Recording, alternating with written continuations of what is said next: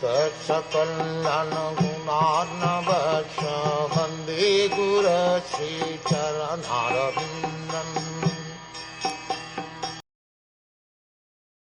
I offer my respectful obeisances unto Lord Caitanya Mahaprabhu, by whose mercy even a person in the lowest status of life can find direction in transcendental devotional service to the Lord. After Lord Chaitanya Mahaprabhu accepted the renounced order of life, sannyasa, he traveled all over India. During this period, he went to Malda, a district in Bengal. In that area, there was a village named Ramakeli, where two government ministers of the Nawab Hussain Shah's regime lived. These two ministers, who were brothers, were named Dabira Kasa and Sakara Malika.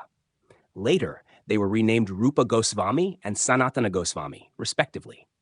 They had a chance to meet Lord Caitanya, and afterward, they decided to retire from government service and join his Sankirtana movement. Upon making this decision, the two brothers at once took steps to leave their material engagements, and they appointed two learned Brahmins to perform certain Vedic religious rituals that would enable them to achieve complete freedom. For the devotional service of Krishna, these preliminary ritualistic functions are known as purashkarya.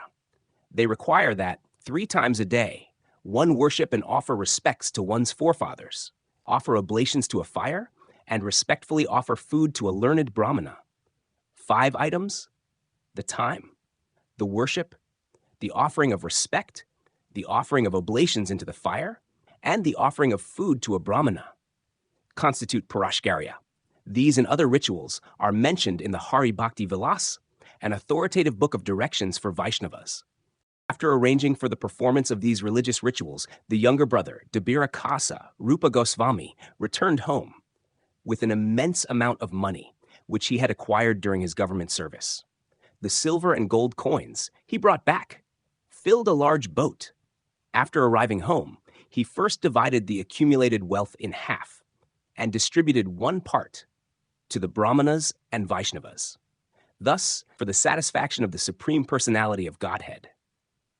He distributed 50% of his accumulated wealth to persons engaged in the Supreme Lord's transcendental loving service.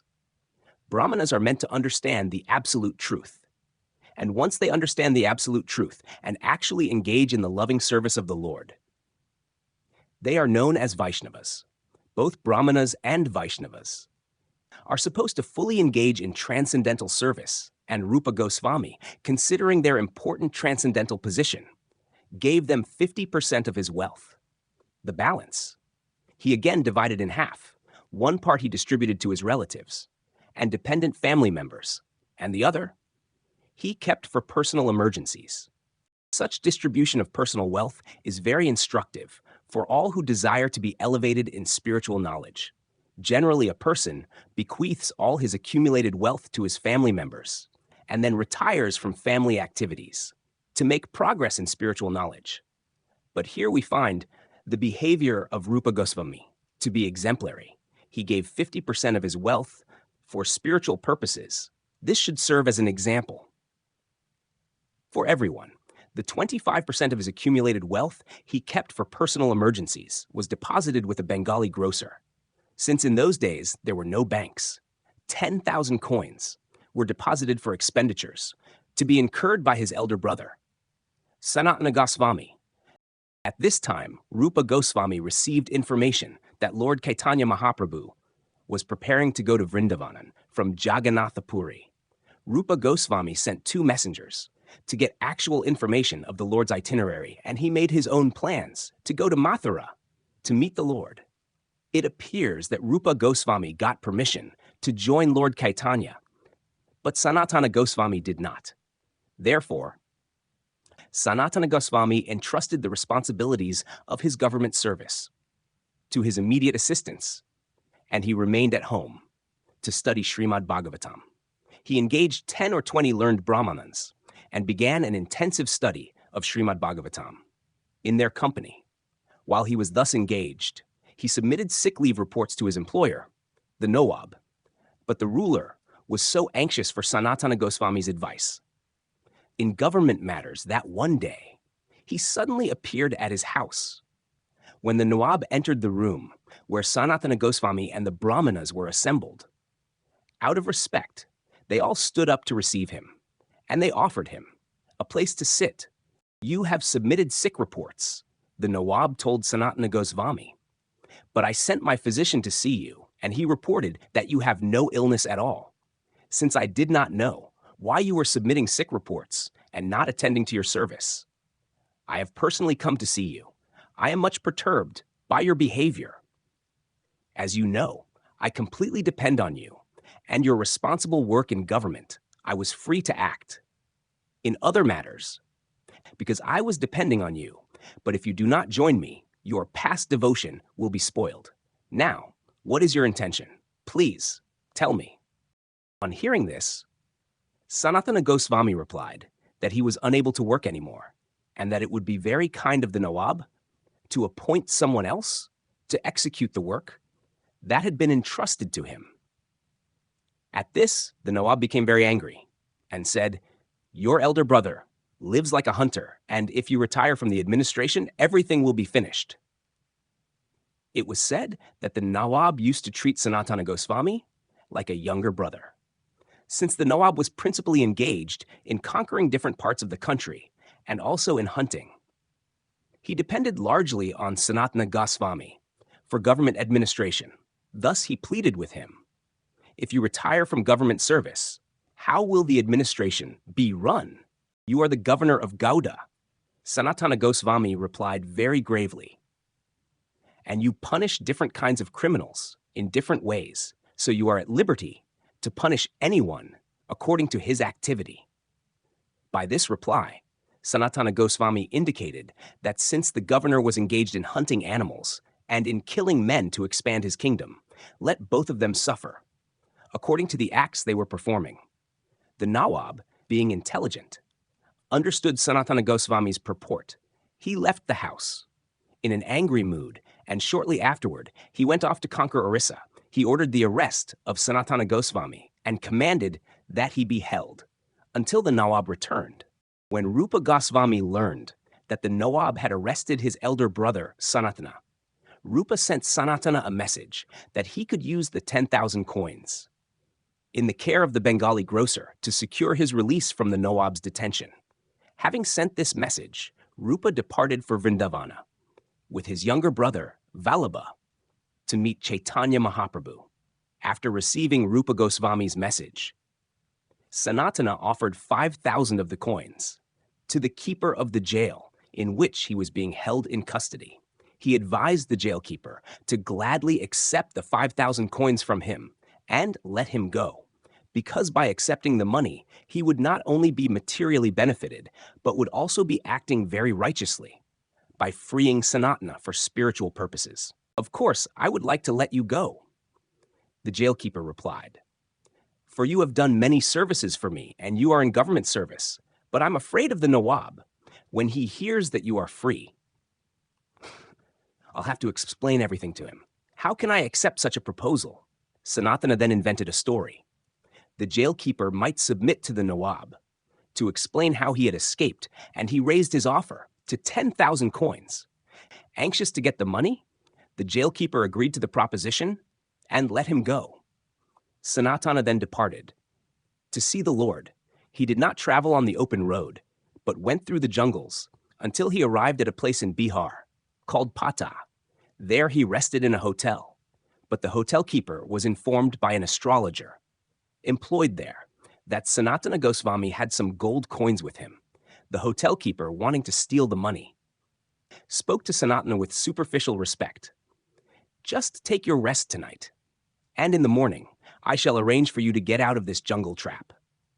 However, Sanatana was suspicious of his behavior, and he inquired from his servant Ashana whether he had some money.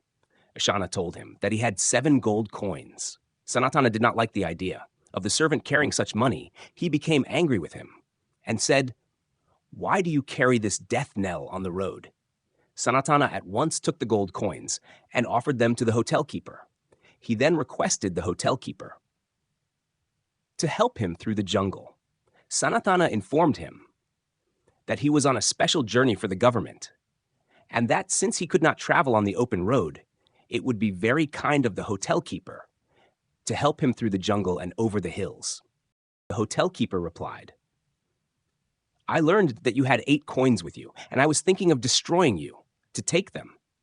But I can understand that you are a very good man, and so you don't have to offer me the money. I will get you over this hilly tract of land. If you don't accept these coins, then someone else will take them from me. Sanatana replied, someone will kill me for them, so it is better that you take them. I offer them to you. The hotel keeper then gave him full assistance, and that very night, he helped him get past the hills. When Sanatana emerged from the hills, he requested his servant to go home with the 1 coin he still had with him. For Sanatana decided he would go on alone. After the departure of his servant, Sanatana felt completely free, with torn clothing and with a water pot in his hand. He proceeded toward Lord Chaitanya Mahaprabhu. On the way, he met his rich brother-in-law, who was also in the government service, and who offered him an excellent blanket, which Sanatana accepted at his special request. Then he departed from him and went on alone to see Chaitanya Mahaprabhu at Benares. When he reached Benares, Sanatana learned that the Lord was there, and he became overjoyed. He was informed by the people that the Lord was staying at the house of Chandrasekhara, and Sanatana went there. Although Chaitanya Mahaprabhu was inside the house, he could understand that Sanatana had arrived at the door, and he asked Chandrasekhara to call in the man who was sitting there. He is a Vaishnava, a great devotee of the Lord, Caitanya Mahaprabhu said. Chandrasekhara came out to see the man, but he saw no Vaishnava at the door. He saw only a man who appeared to be a Muslim mendicant. The Lord then asked to see the mendicant. And when Sanatana entered the courtyard, Lord Chaitanya hurriedly came out to receive him and embrace him. When the Lord embraced him, Sanatana became overwhelmed with spiritual ecstasy, and he said, My dear Lord, please do not touch me. But they embraced each other and began to cry. Seeing Sanatana and Lord Caitanya acting thus, Chandrasekhara was struck with wonder. Caitanya Mahaprabhu then asked Sanatana to sit down with him on a bench. The Lord was touching the body of Sanatana with his hand. And again, Sanatana asked him, My dear Lord, please do not touch me. I am touching you just for my purification. The Lord replied, For you are a great devotee.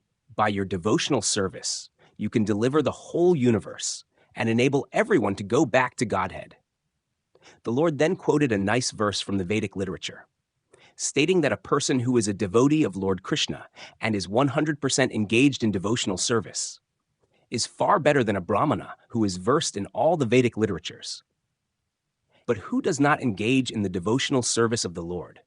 Because the devotee carries the Supreme Lord within his heart, he can purify every place and everything. The Vedic literature also states that the Supreme Personality of Godhead does not recognize a non-devotee who is very learned in all the divisions of the Vedas, but he likes a devotee, even if he was born in a low family. If one offers charity to a Brahmana who is not a devotee, the Lord does not accept it. But if something is offered to a devotee, the Lord accepts. In other words, whatever a person wishes to offer the Lord may be given to his devotees. Caitanya Mahaprabhu also quoted Srimad Bhagavatam to the effect that even if a Brahmana was born in a high family and is qualified with the 12 Brahminical qualities, he is lower than the lowest of the low if he is not a devotee of the Supreme Lord. Although a devotee may have been born in a Kanjala, dog-eater family, by devotional service he can purify his whole family for 100 generations, past and future, whereas a proud Brahmana cannot purify even himself.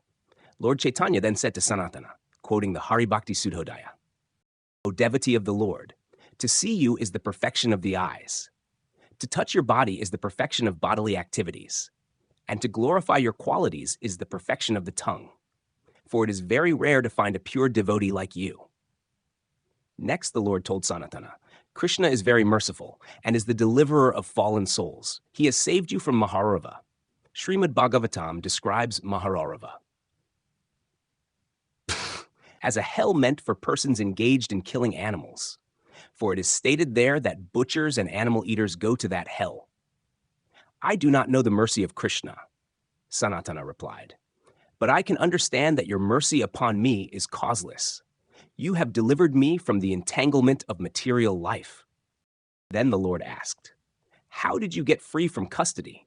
I understand that you were arrested. Sanatana then narrated the whole story of his release.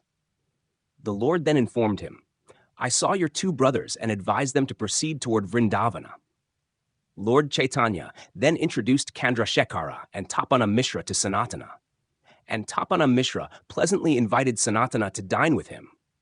The Lord requested Chandrasekhara to take Sanatana to a barber and make him gentle, for Sanatana had grown a long beard, which Sri Caitanya Mahaprabhu did not like.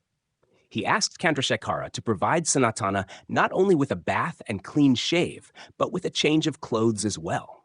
After Sanatana had bathed, Chandrasekhara offered him some good cloth. When Lord Caitanya was informed that Sanatana had not accepted the new garments, but later accepted only some used garments from Tapana Mishra, he was very glad. The Lord went to Tapana Mishra's house for lunch and asked him to keep food for Sanatana. Tapana Mishra did not offer Sanatana food immediately, however, but after the Lord had finished eating, there were some remnants of his food, and those remnants were offered to Sanatana while the Lord took his rest. After resting, Lord Chaitanya introduced a Maharashtrian Brahmana, a devotee of his, to Sanatana, and that Brahmana invited Sanatana to accept lunch daily at his place as long as he remained in Benares. As long as I remain in Benares, I will beg from door to door, Sanatana said. But the Lord will be so good as to accept this invitation for daily lunch at your house. Lord Caitanya was very much pleased by this behavior of Sanatana's, but he noticed the valuable blanket that had been given to him by his brother-in-law while Sanatana was en route to Benares.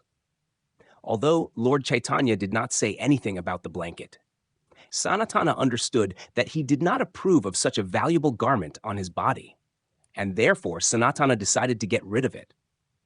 He immediately went to the bank of the Ganges, and there he saw a mendicant washing an old quilt. When Sanatana asked him to trade the old quilt for the valuable blanket, the poor mendicant thought that Sanatana was joking with him. How is this? The mendicant replied. You appear to be a very nice gentleman, but you are mocking me in this unmannerly way. I am not joking with you. Sanatana informed him. I am very serious. Will you kindly exchange your torn quilt for this blanket? Finally, the mendicant exchanged his torn quilt for the blanket. And Sanatana returned to the Lord. Where is your valuable blanket? The Lord immediately inquired. Sanatana informed him about the exchange, and the Lord loved him for this and thanked him. You are intelligent enough, and you have now exhausted all your attraction for material wealth. In other words, the Lord accepts a person for devotional service only when he is completely free from all material possessions. The Lord then told Sanatana, it would not look good for you to be a mendicant and beg from door to door with such a valuable blanket on your body. It is contradictory, and people would look on it with abhorrence. Whatever I am doing to become free from material attachment is all your mercy, Sanatana replied. The Lord was very much pleased with him, and they discussed spiritual advancement. Previous to this meeting between Lord Caitanya and Sanatana Gosvami, the Lord had met a householder devotee named Ramananda Raya. At that meeting, which is discussed in a later chapter, Lord Caitanya asked Ramananda Raya questions, and Ramananda replied as if he were the Lord's teacher. However, in this case, Sanatana put questions to the Lord, and the Lord answered them. The instructions of Lord Caitanya to Sanatana Gosvami are very important for people in general. The Lord taught him the process of devotional service, which is the constitutional occupation of every living entity.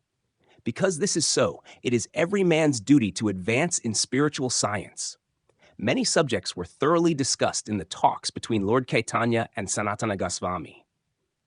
Due to the mercy of Lord Chaitanya, Sanatana was able to put important questions before him, and these questions were replied to properly. The meeting of Sanatana Gosvami and Lord Chaitanya teaches us that to understand spiritual subject matters, one must approach a spiritual master like Lord Chaitanya Mahaprabhu and make submissive inquiries. This is confirmed in the instructions of the Bhagavad Gita, where Lord Krishna says that one should approach a man of authority and learn the spiritual science from him.